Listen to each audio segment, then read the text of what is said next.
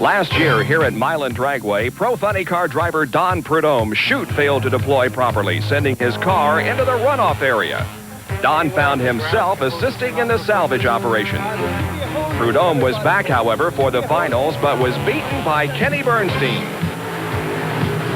Kenny Bernstein, hardly lead halfway. Bernstein wins. This year, the #1 qualifier in funny cars is Dale Pulley at 5.735. Ed McCullough has turned in the fastest speed at 262.39 miles an hour. The late Lee Shepard won last year's Pro Stock Finals here at Milan. This year, the #1 Pro Stock qualifier is Bruce Allen at 7.460. Bob Glidden has established a new world speed record of 190.27 miles an hour.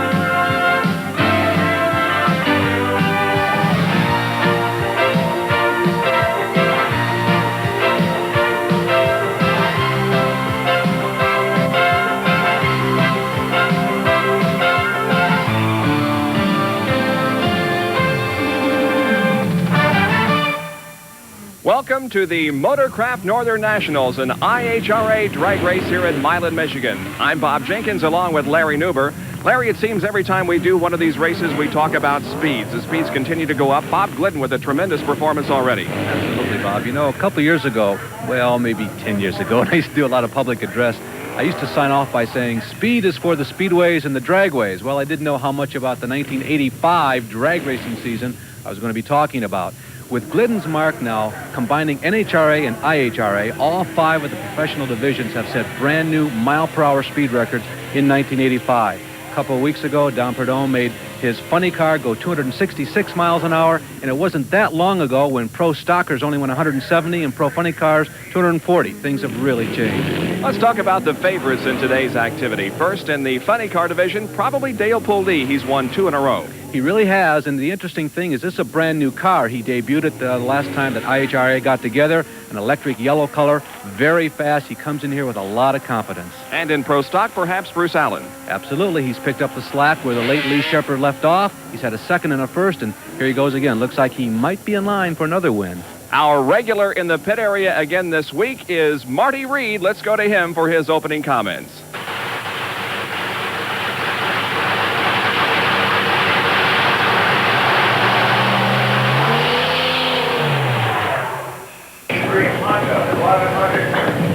Hi guys, don't worry, I haven't abandoned you, and no, Ed the Ace McCullough has not lost all his marbles. He's not about to let me take the Miller American Oldsmobile down the track at over 260 miles an hour.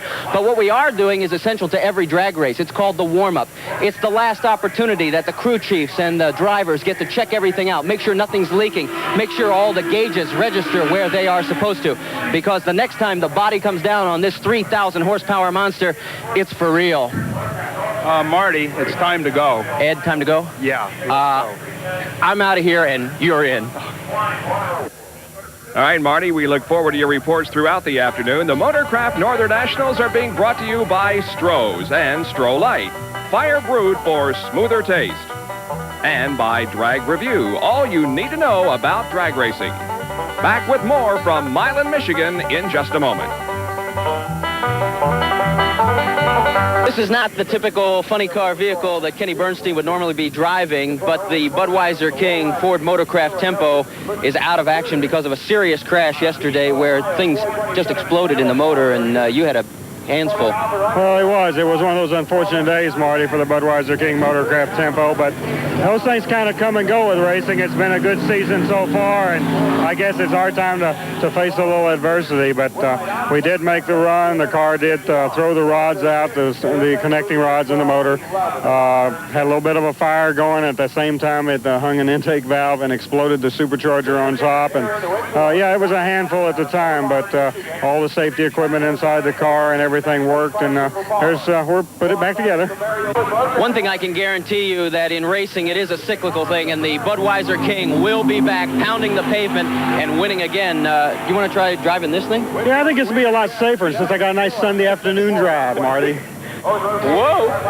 So there will be a new funny car champ. Kenny Bernstein is out of this one. Now, there are the quarterfinalists in the Pro Funny Car division. We get set for our first contest of the afternoon, McEwen against Carenti. We ask McEwen what he thinks of at the line. I'm just, I go through my wet, smoky burnout type thing and raise the lid and back up so the smoke gets out of the car. Watch my temperature gauges and try to get the motor at the right temperature for the leave. And once I do all that, then my main concentration is leaving on the light, being on time. And, of course, that's got an awful lot to do with how win or lose. Tom the Mongoose McEwen from Fountain Valley, California. He's 47 years old, driving the Coors Corvette. And his opponent in this quarterfinal round will be Ron Carenti, who hails from El Monte, California. Bob McEwen has not made a finalist yet this year with either NHRA or IHRA. There's Carenti. You can see the 13. That's where he qualified. Here's another Californian. He's driving the Captain Crazy car, Gary Southern's car. As you can see, it's unpainted. It's brand new. He has not made it to any set of finals yet in 1985 for either NHRA or IHRA. Carenti turned a 249.3 in his opening round, and McEwen with a 251 when he beat Scott Coletta. So now we get set for this first round of the quarterfinals. Ron Carenti against Tom the Mongoose McEwen. And without a doubt, McEwen, with all of his experience and all the wins behind him, he certainly is the favorite here. He outqualified Carenti by 8 positions. He was the 5th fastest qualifier. And what a handful this could turn out to be for Carenti. He is going after one of the toughest guys in all of drag racing, the Mongoose. So the escape hatch being fastened on the Carenti car, and the machines are being moved up now to the staging area.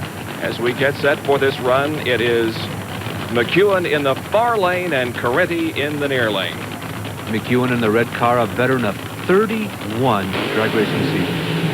Both off the line real well, but it looks like that McEwen on the far lane has the advantage, and I think McEwen got him, but not by very much, and a big plume of smoke coming from Carenti's car at the line. Boy, Carenti did a good job. He gave it all he had. As you saw, he came on very strong at the very end of the run. He almost caught the Mongoose. I think it might have cost him an engine, but he also finished only second. Well, let's take a look at it once again. As you will see, it's a pretty good match coming off the line. It really was. The veteran McEwen didn't really get that big of an advantage over Carenti at the start-finish, or rather the start line, and Carenti really comes on strong and just barely really gets nosed out there on the videotape replay. 5.867, a 248-mile-an-hour run. Tom McEwen, he moves to the semis, and our next quarterfinal round has Dale Pouldie from Granada Hills, California, in this Miller Warrior against Jim Head, who hails from Columbus, Ohio. And we also had an opportunity to ask Jim Head what he feels at the starting line. You can check all your gauges, make sure that the car is ready to go forward. You got to be in low gear because you do the burnout in high gear. I've got 3 or 4 lean outs that I have to make sure are positioned properly. The brake, the RPM's right. Quite a few things. Jim Head defeating John Lombardo in the opening round, and Pouldie triumphed over Rick Deschner in the opening round. There is the rear end of Pouldie's car, a beautiful machine, and the light goes on. Pouldie with the whole shot, and Pouldie with the victory. Not too much of a contest there for Dale Pouldie. Boy, he made it look easy. As we told you, he comes in here on a winning streak. He goes 241 miles an hour there. He has won 2 in a row. Nobody has won 3 IHRA in a row since 1977 when he did it himself. The replay will show that Pouldie got off the line quickly and held the advantage all the way down the strip. Boy, the Miller Warrior, that electric gold color, I'll tell you, that is really a beautiful car. Brand new Buick. The car's about a month old. It's a 241-mile-an-hour run, 5.823. Let's go to Marty Reed. Okay, Snake, last year, this was not a great race for you because of the accident at the top end. Will that play on your mind at all? Do you remember events from the years past? Well, each time you come back to a racetrack where we've had problems, certainly you think about it, but it really prompted us to do something since the last time we were here at Milan. We added front-wheel brakes on the car. And as you may see down here that last year when the car was bouncing along down at the end of the quarter mile, we noted the front wheels were on the ground, the rear wheels were bouncing, so we put some front runners on it now to apply some pressure to the front of the car, which I believe in the future you'll see all funny cars with four-wheel brakes. And it's helped a lot. Well, it certainly has, yes. It allows us to stop the car a lot quicker. They don't do as strong a job as the rear wheel brakes do, but they certainly do help to get the car to a faster stop. Don Prudhomme will go against Billy Meyer in our next quarterfinal run. We'll be back with more from Milan, Michigan after these messages.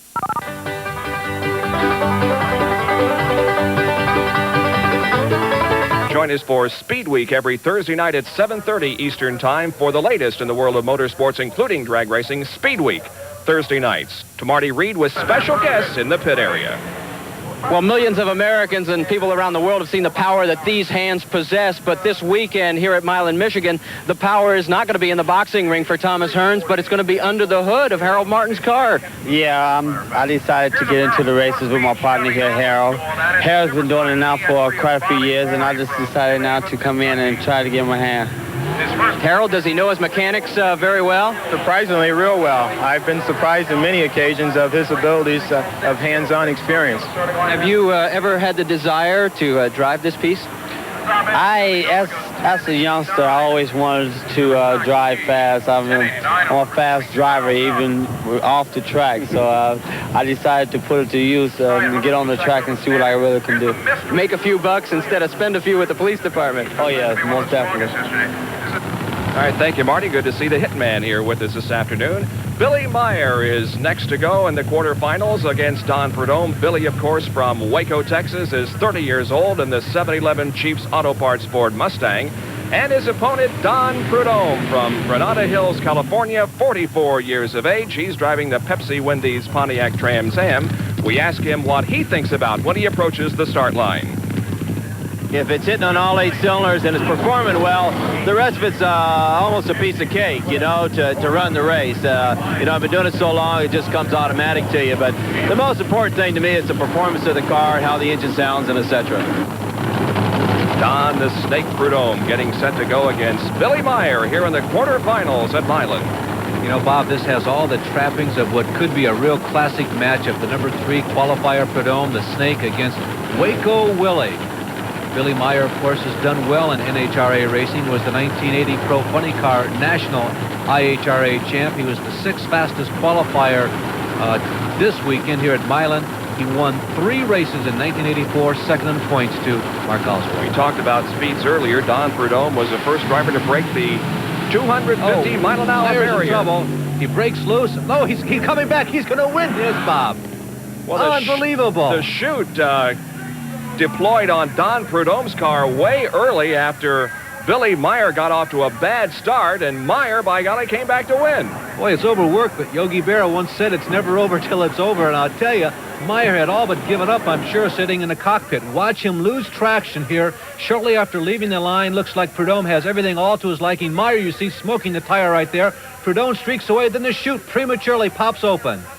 And it gives you an indication of how drastically the cars can slow down after the chute is deployed. So some bad luck on the part of Don Prudhomme, and Billy Meyer will move into the semifinals. Now, moving into our next competition, this is Ed McCullough getting ready to go against Tim Gross. McCullough is a guy who's having a year that perhaps might be a little more than he would like or than he would have expected when the season began, because he's been coming on pretty strong in recent months. Now in first round action against D.A. Santucci, here's what happened with Ed McCullough. We can see Santucci's on the left there in the dark colored car. He gets off of the course. The car starts to bounce around violently. And the report afterwards was the reason why Santucci's car came to a halt, he was actually knocked unconscious in that incident. Didn't look like a real serious situation since the car was just sitting there bouncing, but Santucci was indeed knocked unconscious during that little incident. Tim Gross, who hails from Saugus, California. He's 32 years of age.